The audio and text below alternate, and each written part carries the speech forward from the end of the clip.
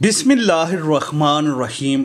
دماغ کی حفاظت کے لیے کھوپڑی کی مضبوط ہڈیاں، پھر ہڈیوں کے اوپر اسکیلپ کے 5 تہہ، پھر بالوں کی ایک خوبصورت سجاوٹ۔ کون ہے انسان کو اس خوبصورت انداز میں بنانے والا؟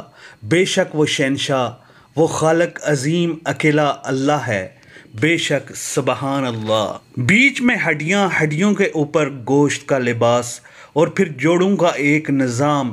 انسان تو اپنے لیے ایک انگلی بھی نہیں بنا سکتا، اور میرے رب نے تو پورے وجود دے دیا۔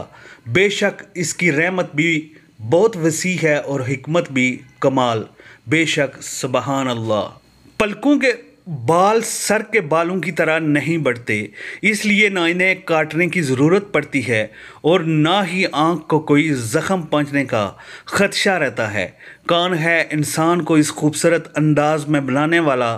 بے شک وہ شہنشاہ، وہ خالق عظیم اکیلا اللہ ہے، بے شک سبحان اللہ۔